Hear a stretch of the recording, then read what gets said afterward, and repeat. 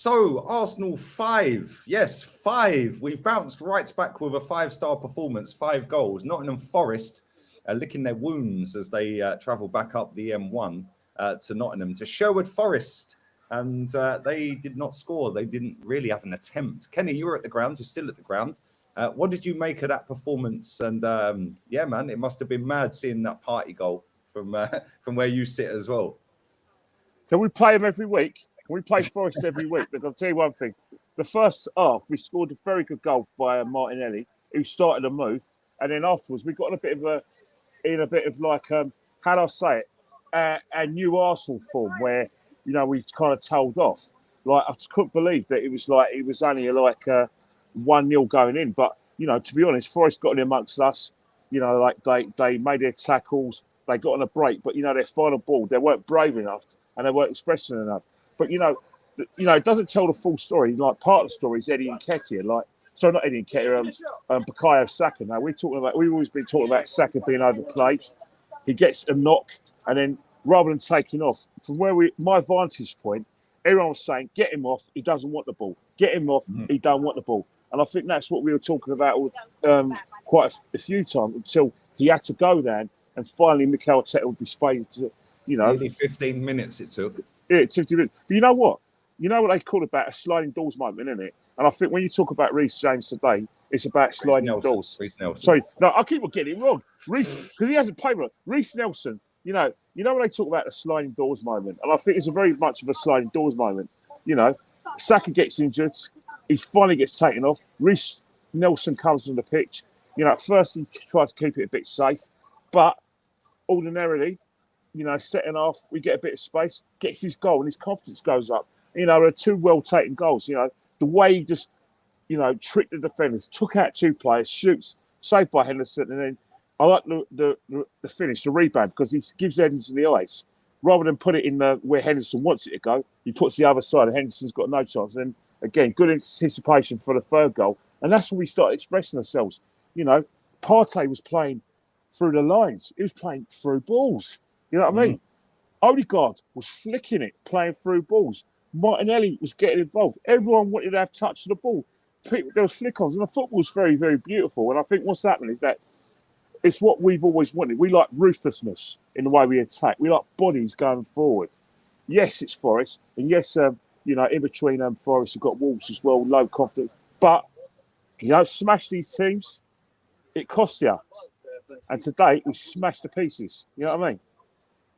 No, 100%, mate. Listen, we scored 5 goals today. We looked like we could have scored another 5. Gabriel Jesus, I want to ask you about him. Had 2 or 3 good opportunities. One where Martin Odegaard slipped him in. Nice way to pass. Just lacking confidence. Is that what you think, Kenny? Because he had a couple of chances today, and he should have had a couple of goals, mate. No, I think the confidence is still up. I just think it's one of those things where, you know, sometimes, right, you know, the manager keeps him on because he knows he needs a goal, but he was getting in the right positions. He was making chances. It's that, you know, crosses go through. Your legs are not long enough to, you know, stick it in the back of the net, and you know, and that's one of those things. Sometimes, just on a day where everyone's scoring, there's loads of space. Sometimes it's just not your day. The performances from Jesus is a great improvement from last week, and also performance in Eindhoven. But today, you know, there was a lot of space for him, and sometimes, you know, it just doesn't happen for you. And I think, you know, the performance itself was encouraging. But I hear what you're saying. We bought him to score goals. Thankfully, though, Lee, and I say thankfully, is that we finally got a situation where other people come at the party. Reece, you know, first game in how many times? Reece Nelson, first game in how many years? For, you know, coming on, really comes in the league, takes his goals. Odegaard, I mean, he stayed on for 90 minutes.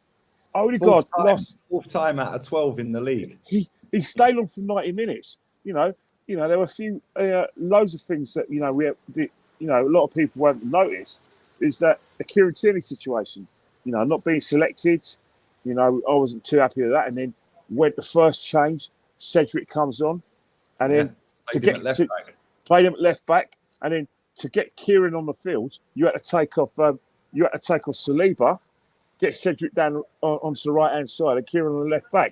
And you know, if you noticed with Kieran as well, Kieran was playing in that position. You know that I was speaking to my brother, and one of the things I was saying to my brother, and I'm speaking to you a lot of times, is that perhaps Kieran can't get in the team because, you know, Jack is playing midfield and he wants Kieran to play further forward and join the midfield. But Kieran did it today. He but was there's another superb when he came on. I thought he was quality. But there's another school of thought. My brother, again, I spoke to him, you know, a good friend of ours as well, mutual friend, saying Kieran probably can only play once a week and that, you know, we're prioritising the Europa League. There's all sorts of scenarios. Either way, I don't think it's good for Kieran. But, you know, when things like this happen, we play beautiful football, Kieran comes on and you know, plays a star, you know, these things don't get noticed. But that, I notice them because long term, I'm happy with the performance. I'm happy that we scored a hatful of goals. I'm happy with the scream of Thomas Partey. Bloody hell. You know what I mean? Mate, that's twice this season, Kenny. Yeah. Well, he and got a bit greedy afterwards. Both, right? Yeah, Tottenham I know. And today. Yeah, he got a bit greedy afterwards because I think what's that was right. He's there was another chance with about 5 minutes to go where it was a bit further out for him, and it was reminiscent of his efforts last season. But you know, it's one of those things where you know the confidence is there, and that's one thing about the Premiership in terms of the Championship. Now, Forest would have played like that in the Championship, probably would have got a point, might have even won the game because you know a team in that level makes mistakes. But when Forest were in the ascendancy, when they were making tackles, getting themselves in the game, couldn't break us down. Second half, we got up another gear. And that's what happens with the Premiership. Is the quality of the players, you know, are such that they will take the game away from you. But what we did today is that probably in other seasons is that we're getting bodies forwardly. You know, in all. You know, people like Piers Morgan, you know, when I went to Twitter after game, said it's the best Arsenal team in 16 years. Bit of an exaggeration, but the point is, if you get bodies forward... exaggerating, Kenny. Yeah, when does that happen? Yeah, the thing is, if you get bodies forward, you'll score in this league. And I think that's the thing. Get your bodies forward. Don't get your bodies forward, you don't score. And that's the thing. Forest are only there for the taking if there's quality. If you score early, you open them up, they have to make changes, and that's what we did. We're very ruthless, and I think that's why whoever does play ratings, whether it's yourself, whether it's people on Sky Sports or any other outlet or any YouTuber, you're going to give people high marks because it's hard to mark people down because, you know, everyone wants excelled. Everyone played to the manager's game plan, and everyone, you know, thought, you know what, goal difference, bang, smash them. No ruthlessness.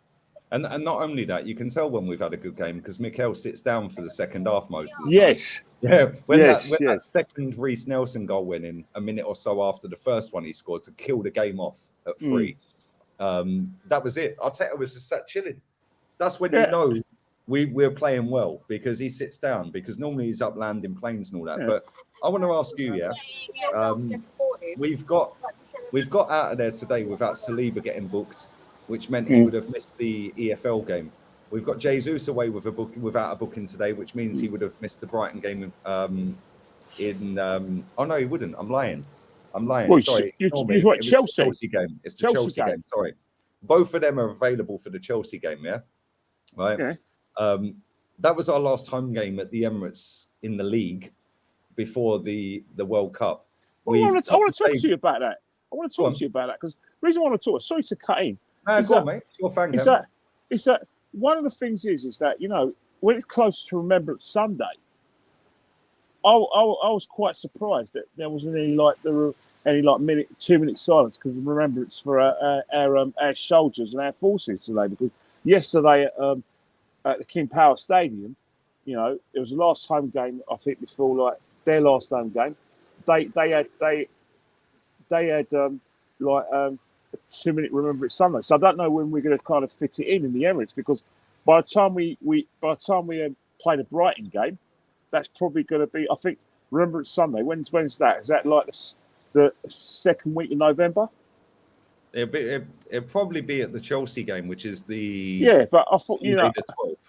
But I thought with Arsenal, obviously we've had like that we would have probably done something today. So that was a bit of a surprise because it is the 30th of October. Tomorrow's going to be the 31st. That is probably the time when we're expecting it, but I'm sure the club will probably try and fit it in another time. But normally it's home games, and it is. It's not. It doesn't. Yeah. So Yeah, that's 100%. a bit of a surprise. Yeah, 100%. Yeah, that we have got Brighton, so maybe they'll do something, but that's a midweek game. I don't Exactly, know. yeah. Because Listen, this season's been very they weird, can't do Benny. it this Thursday because obviously UEFA with their in terms of like political symbols, they'll prohibit that from happening, so they can't do it this Thursday. Yeah, maybe it'll be the Brighton game. And listen, this season's been very, very weird anyway. Yeah. I've just seen Man United score a mad bullet header at the back stick. Marcus Rashford, what a goal! I take it. CR7's not playing then. He's playing. He's starting. So is Bloody hell. Harry Maguire. Oh, Yeah, bloody hell. the team's a bit of a weird one. But listen, you get home safe. I'm going to do Jez and then Matty, and then maybe about 35, 40 minutes from now, player rating. So if you're home, join in. If not, then no drama, mate. But don't worry. But anyway, I'll see you and I'll speak to you every day. And remember, we're going to do this again on Thursday against Zurich. So I'm expecting Arsenal win about 6 or 7-0 because I don't want to be disrespectful to Zurich, but I did have to enjoy that them and sadly when Her Majesty passed away. But their performance was basic, so I expect to see run riot. But how many times have I got that wrong, Gay? Anyway, on that bombshell, we're out of here. Kenny Ken 1972 on Instagram. The link will be in the description. We're out of here, people. Adios, amigos. Ateta Ferreira.